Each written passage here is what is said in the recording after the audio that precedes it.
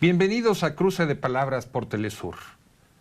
Desde una fría Ciudad de México los saluda Luis Hernández Navarro y nuestro invitado de lujo en el estudio, el amigo de este programa y de este canal, Ángel Guerra, periodista cubano-mexicano, que nos va a comentar sobre lo que está sucediendo alrededor de la aprobación de la nueva Constitución en Cuba. Ángel, muchas gracias por estar con nosotros. Muchas gracias a ti, Luis, y amigo tuyo hace muchos años, lo cual es un honor. Recíproco. Ángel, ¿cómo es eso de que, según la propaganda occidental, esa dictadura cubana, ¿no?, donde todas las decisiones son tomadas centralizadamente y unipersonalmente, va a organizar una consulta para ver si se aprueba o no una constitución? Sí, hay esa imagen creada por los grandes medios corporativos que controla Estados Unidos principalmente. Pero en la realidad es lo contrario. Ahora, este proceso en particular ha sido un ejercicio democrático verdaderamente único. Yo lo escribí y lo creo firmemente, y además me tocó ver la etapa final, hablar con la gente en la calle los días en que se iba a debatir en el Parlamento ya el proyecto con todas las modificaciones. Más de 700, ¿no? Sí. Más de 700 enmiendas. 760 enmiendas, un poquito más del 60% del texto constitucional. Bueno, prácticamente se reestructuró toda la Constitución. Fueron 133,000 asambleas de sindicatos, de asociaciones campesinas, comités de defensa de la revolución, y en casi todas se le hicieron enmiendas, y todas las enmiendas prácticamente se tuvieron en cuenta. Había desde luego algunas cosas que fueron propuestas por muy pocas personas, que no se incorporaron, y se dijo claro desde el principio que no estaban a debate, como es el carácter socialista del Estado cubano, como es el Partido Comunista como fuerza dirigente de la sociedad. Pero todo lo demás estaba a discusión, y además era muy necesario. Ya teníamos una Constitución de más de medio siglo. De 1976. Sí, del 76. O sea, de otra época, otro mundo, ¿no? Y Cuba. ¿No? Estamos hablando de que en 1976 existía todavía el bloque soviético, la Unión Soviética. Eso condiciona mucho a aquella Constitución, y también el hecho de que una población cubana ahora mucho más diversa, en todo sentido, mucho más culta. Además de eso, una serie de cambios que ha habido en la estructura de la propiedad y en la calidad de la propiedad. Pero antes de entrar en materia de los contenidos específicos de esa Constitución, ¿por qué no nos detenemos un poco en el proceder? Entiendo que hay una comisión redactora, el Parlamento la discute, lo debate, y sale un documento, y ese documento va a consulta. Así es. Tú decías, no es una consulta individual, es una consulta de grupos colectivos. Sí, ¿no? Sí. Aunque no se votaba, o sea, sí. Pero se van sugiriendo enmiendas. Asambleas en que se tomaba todo, absolutamente todas las propuestas, después se codificaban, todas fueron codificadas las propuestas. Incluso hubo propuestas hechas por una persona que provocaron modificaciones por una persona. No es lo usual, pero hasta eso llegó a ocurrir. Y efectivamente, como tú decías, había una pequeña comisión informal creada, bueno, no informal, pero era una cosa partidista, acordada por el Buró Político, que estaba trabajando en eso, donde había también constitucionalistas, había expertos en derecho, y algunas personas de las organizaciones de masa. Pero ya se formalizó en la sesión de la Asamblea Nacional, que eligió a Díaz-Canel como presidente, también una comisión mucho más amplia que propuso Díaz-Canel, que propuso que presidiera Raúl Castro, en su condición de líder de la revolución actual y primer secretario del partido en la actualidad, y que estaba formada por representantes de todas las organizaciones de masa, de nuevo, por más abogados, más expertos. La Constitución terminó pasando por la criba de académicos de todas las especialidades. Cada vez que había una duda, por ejemplo, del marxismo-leninismo, eso se mandó a los académicos. Y los académicos plantearon que marxismo-leninismo traía el recuerdo del estalinismo. Pusieron lo de Martián. Entonces, exactamente. O a propósito de Martí. Exacto. Y marxismo y leninismo, pero no marxismo-leninismo, por ese planteamiento que era correcto. Pero bueno, simplemente lo pongo como ejemplo de muchas dudas que tuvo la comisión y que fueron llevadas a los académicos, a los expertos en derecho. ¿Cuánto tiempo se estuvo debatiendo? Bueno, imagínate, desde el 13 de agosto, natalicio de Fidel, hasta el 15 de noviembre duraron las asambleas y toda la recolección de votos. Como es usual en Cuba, los dúos que presidieron las asambleas recibieron un seminario previamente para explicarle cómo era el trabajo que debían hacer, el respeto que debían tener por todo tipo de opiniones. O sea, ahí se podía plantear cualquier cosa, proponer cualquier cosa, y todo el mundo tenía derecho a hablar. Y dices, quienes participaron en esa consulta fueron sindicatos. Sindicatos, organizaciones estudiantiles de enseñanza media, universitaria, comités de defensa de la revolución, o sea, vecinos, colonos, o sea, prácticamente a la Asociación Nacional de Agricultores Pequeños. O sea, estamos hablando de miles de gentes discutiendo millones. La Constitución. Sí, millones, porque imagínate, 133.000 asambleas. 133.000 asambleas. Sí, ¿cuántos debates habrá habido? ¿Cuántas personas habrán participado? Y además había un interés tremendo. ¿En dónde se legisla así, además de en Cuba? Pues así, en esos términos, yo no sé qué se elegirle. Hay una experiencia que ya tenemos y que ya se ha ido institucionalizando, que cada ley que tiene influencia sobre un sector de la sociedad se consulta por lo menos con ese sector. Yo recuerdo en particular que me llamó la atención la ley de museos. Bueno, pues la ley de museos se discutió con todo el personal de los museos, con todo el personal de patrimonio cultural. O sea, antes de que la ley fuera aprobada por el Parlamento, había tenido ese proceso. Y también un proceso en que representantes de esos colectivos habían intervenido en la elaboración del proyecto. Pero yo no recuerdo un ejercicio tan exhaustivo, tan democrático, que hasta última hora se le estuvieron haciendo modificaciones.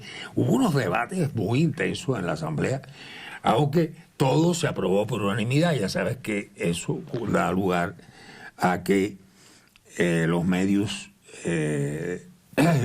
enemigos, que son muchos. Pero estás hablando de un proceso donde el consenso se va construyendo a partir del debate. Igual que lo hacen los indígenas. O sea, se discute mucho, hay muchas voces. Y que además y al final haya minorías aplastadas por una mayoría que saca todos los votos, sino ir creando consenso. Exactamente. Ese es el estilo que Fidel instauró desde el principio de la revolución y es el que se ha ido incorporando a la institucionalidad.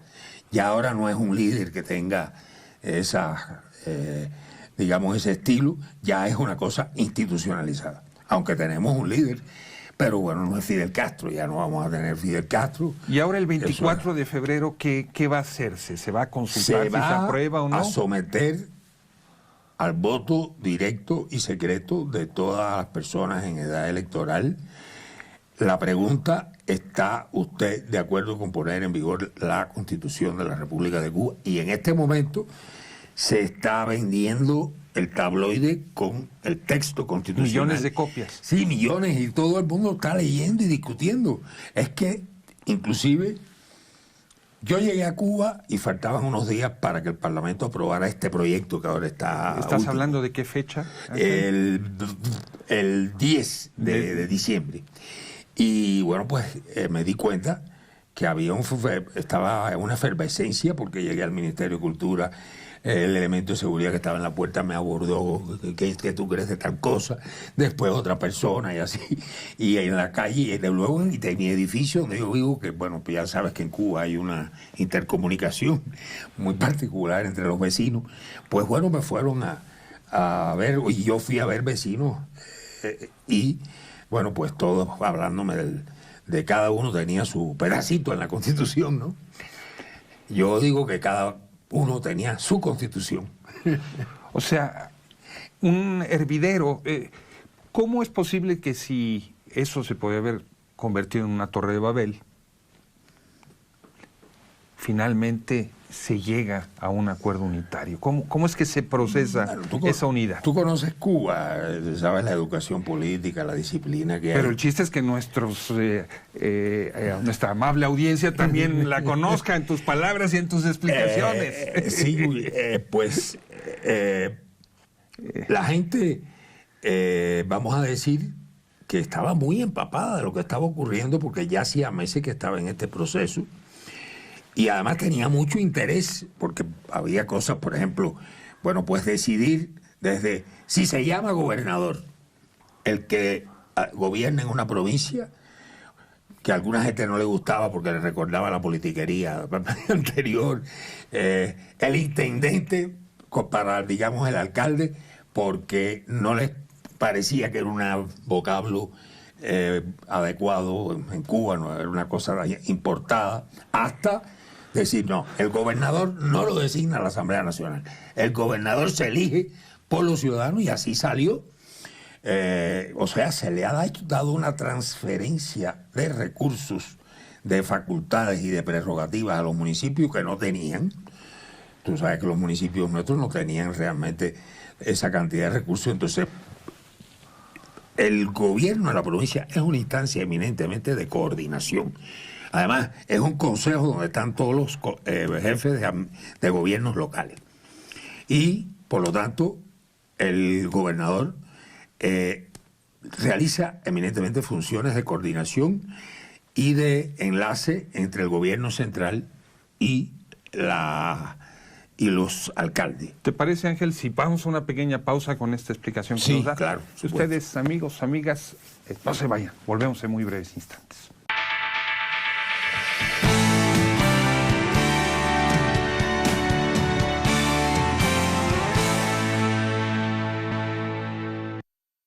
Estamos ya de vuelta en este cruce de palabras, conversando con el periodista Ángel Guerra sobre el proceso de aprobación de la nueva Constitución en Cuba. Ángel, ya te habías metido de lleno en los contenidos de la nueva Constitución, estabas hablando del problema de las autonomías, o de las distintas facultades de los diferentes órganos de gobierno. A reserva de que nos hables de otras cosas, yo encuentro 3 puntos que han sido particularmente interesantes y polémicos, por lo menos hacia afuera. Uno es la creación de estas figuras de presidente como jefe de Estado y primer ministro como jefe de gobierno. 2, el reconocimiento de la propiedad privada, plenamente en la Constitución. 3, este debate sobre el matrimonio homosexual. ¿Qué te parece si comenzamos con el tercero? Magnífico. Pues nosotros teníamos que ponernos a la sociedad cubana a tono con todo lo que ha avanzado la ciencia y la lucha del movimiento LGTB en el mundo entero, y incorporarlo a nuestras leyes. Ya ha habido toda una labor educativa, una labor también de carácter de atención a las personas por parte del Centro Nacional de Educación Sexual, que todo el mundo sabe que dirige, o casi todo el mundo, una persona muy con una gran personalidad y con liderazgo, Mariela Castro, que es hija de Raúl, y vamos a decir que se sintió en el compromiso de continuar esta labor que había comenzado su madre, Vilma.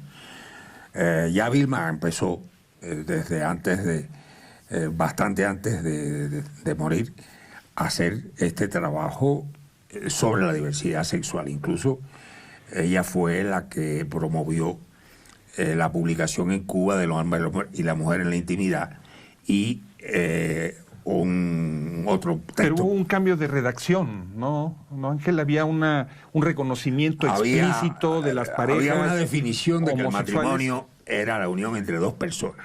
Esa definición confrontó problemas en la población. Había personas que me dijeron a mí: yo no voto por la Constitución por eso, porque se oponían, porque pensaban que sí, muchos aceptaban, no podría decir que la mayoría, pero muchos de estas personas aceptaban las parejas, pero no que se definieran dentro de la Constitución como un matrimonio. En todo caso, algunos decían, bueno, una ley, pero ¿por qué la Constitución? En fin, yo conozco también otras personas que estaban en contra, pero iban a votar a favor de la Constitución. Ahora, yo creo que era importante no mayoritear. ¿Qué redacción quedó finalmente? Es la unión entre dos cónyuges. Porque lo que no sí podía volver era que es la unión entre un hombre y una mujer. Y cuando se define el concepto de familia, se hace ya no el del patriarcal que tenía la Constitución anterior, sino un concepto mucho más actual y mucho más a tono con la justicia y la... O sea, si hay un reconocimiento legal de las parejas del mismo sexo. Sí, de hecho, ya lo hay. O sea, tienen todos los derechos. Es más, esto ha dado lugar... ¿Incluso el derecho de adoptar? Sí. Es que hay una ley anterior a esto que ya autorizaba la adopción. Cualquiera puede adoptar, así dice la ley. Y por lo tanto, pues puede ser lo mismo una pareja del mismo sexo que una pareja heterosexual. Por otro lado, se discutió allí que esta cuestión se va a definir en detalles en el Código de la Familia nuevo. Nosotros tenemos un Código de la Familia que también hay que actualizar, donde hay, a pesar de que fue muy liberador de la mujer, pero no incorporó todas estas cuestiones, ni incorporó tampoco los criterios que hay hoy de que la mitad, por lo menos, de los órganos de dirección tienen que ser integrados por mujeres, los parlamentos tienen que la mitad de ser integrados por mujeres, el 53% de las científicas cubanas ya son mujeres, y se está aumentando esa cantidad. Pero hay un hecho que se descubrió en estos debates, porque se han hecho encuestas e investigaciones. Resulta que casi el 50% de las parejas cubanas jóvenes no se casan. O sea, la opción es por la unión libre, sea heterosexual o homosexual. No hay una intervención del Estado en esa relación. Y como el Estado... Ni tampoco de las iglesias. Sí, y ya se reconocía que esas uniones tienen todos los derechos de un matrimonio. Entonces, en realidad, un poco la discusión no era de la envergadura que se había pensado, porque pues resulta que lo que está prevaleciendo son las uniones libres, que tienen todos los derechos absolutamente de un matrimonio por la ley. Pero bueno, falta resolver el problema de que esté en la ley la definición de familia y la cuestión de las parejas del mismo sexo, y eso se dejó para dentro de 2 años en el Código de Familia. Propiedad privada. Esto, el derecho a la propiedad privada, bueno, no existía en la antigua Constitución. Nosotros solamente teníamos 100.000, al principio de la Revolución, agricultores pequeños, dueños de la tierra. Eso sí, fue una cosa que la Revolución nunca atacó ni agredió, y se defendió cuando surgieron tendencias radicales por la colectivización. Siempre se dijo, y Fidel en eso insistió mucho, hay que respetarlo porque son nuestros aliados, porque son los que nos apoyaron en la guerra, porque además de eso fueron un sector de la población extremadamente explotado. En su mayor parte no eran propietarios, la revolución los hizo propietarios, entonces había que respetar ese derecho de propiedad en particular. Luego estaban las cooperativas, pero que en realidad tenían muchos problemas de funcionamiento, excepto las de crédito y servicio. Pero ya las cooperativas más complejas no avanzaron mucho, ni siquiera en el campo. Y había la propiedad privada de los transportistas que tenían un camión, o una cosa así. Pero ahora ya se trata de la propiedad privada en el sector de gastronomía, en el sector, muchos sectores de servicio, siempre que no sea salud, servicios, educación. Exacto. Y de medios de producción. Talleres automotrices. Manufacturas. Manufactura, pequeños talleres artesanales que hay muchos en todo el país. Estamos hablando ya de, o sea, con licencia, porque hay quienes no tienen licencia, pero con licencia ya tenemos más de 600.000 trabajadores por cuenta propia, dentro de los cuales hay muchos propietarios. Sabes que ahí está el plomero, ahí está el albañil, ahí está el electricista, ahí está la peluquera, el peluquero, y bueno, son cientos de ocupaciones, pero también está el dueño de un paladar y está el dueño de un hostal, que pues hay muchos hostales, hay muchos paladares. En realidad, ya uno ve que en la práctica es una carga excesivamente costosa para el Estado el echarse encima la cuestión de los servicios cuando tiene que ocuparse de lo básico de las industrias principales, la industria energética, la industria básica, la industria ligera, la educación, la salud, las Fuerzas Armadas, la seguridad del país. O sea, en realidad, además se dice muy claro en la Constitución que la célula fundamental de la economía cubana es la empresa estatal socialista. Aunque la cooperativa va a tener un peso enorme, porque se está cooperativizando gran cantidad de establecimientos que eran estatales y ahora pasan a ser propiedad social cooperativa, ya no es propiedad pública. Ángel, ¿y esta separación en la representación del Poder Ejecutivo? Un presidente y un primer ministro. Yo creo ¿Qué significa? En realidad, mira, hasta llegó a ver... ¿Quién nombra uno? ¿Quién nombra otro? ¿Qué equilibrio hay? ¿Qué competencias tienen uno y otro? El presidente es electo por la Asamblea Nacional del Poder Popular. El Poder Legislativo. Que a su vez son todos los que están ahí, son electos desde la base y más de la mitad siempre son delegados de base, o sea, no son personas con cargos en la estructura del partido, del gobierno, sino que son personas que son elegidos por sus propios vecinos. Esos son más del 50% de los que constituyen la Asamblea Nacional. Esos eligen al presidente. El primer ministro lo selecciona el presidente y lo debe aprobar la Asamblea Nacional. O sea, no es una elección, es una aprobación de una propuesta que hace el presidente para primer ministro. En la práctica hubo virtuales primeros ministros. El propio Osmani Cienfuegos, como secretario del Comité Ejecutivo del Consejo de Ministros, era un virtual primer ministro. Lo mismo pasó anteriormente con Laje, posteriormente con Laje, y era evidente que se necesitaba alguien que se ocupara de propiamente la administración del país, que no es lo mismo que dirigir el país, es la función del presidente y representarlo internacional y nacionalmente. Entonces... tú dices, no es lo mismo dirigir que administrar. Claro, no. El presidente es quien dirige, quien conduce, quien representa, y el primer ministro es quien administra. Has dicho rápidamente, así es, se entiende muy bien, muy bien. Y el presidente tiene derecho a ir a las reuniones del Consejo de Ministros, pero no es necesario que vaya, ni estoy seguro que irá a muchas de ellas, sino simplemente cuando el primer ministro le diga que considera que debe estar por su importancia o que él lo considere. Pero la idea es que el primer ministro sea el que dirija el Consejo de Ministros, sencillamente. Y el presidente trace la orientación general del Estado. Y bueno, la idea es, no es ningún secreto, está dicho por Raúl, que en el próximo Congreso del Partido la propuesta para primer secretario es Miguel Díaz-Canel. Es decir, como dijo Raúl, si hace bien su trabajo, y bueno, acaba en el Comité Central, Raúl, de reconocer el trabajo de Díaz-Canel.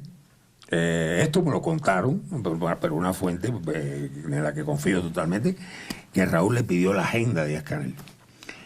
Se levanta a las 5 de la mañana y termina a las 12 de la noche o a la 1 de la madrugada. Y empieza a despachar a las 7:30 o las 8. Y ahí comienzan los acuerdos con los ministros, con la infinidad de personas que recibe el presidente, y en este caso Díaz-Canel, y que Raúl dijo, esto demuestra, porque después se veía en la agenda una cantidad de tiempo dedicado a estar en las bases, en las fábricas, en las cooperativas, en los barrios, y Raúl dijo, para esto hace falta una persona joven. Por eso he insistido tanto que no pase de 2 mandatos y que no pase de 60 años el candidato, porque de lo contrario no va a poder llevar a cabo un tren de actividad como este que necesitamos tanto. Y te digo que lo que una constitución, ya estamos con el tiempo encima, pero lo resumiríamos, una constitución que busca poner a Cuba en el tiempo del mundo, pero también de los cambios que se han vivido dentro de Cuba. Esa es la esencia. Exactamente. Ángel, muchísimas gracias por estar con nosotros. Amigos, amigas, muchas gracias por su amable asistencia. Y ya saben, los esperamos la próxima semana aquí por Cruce de Palabras por Telesur. No se lo pierdan.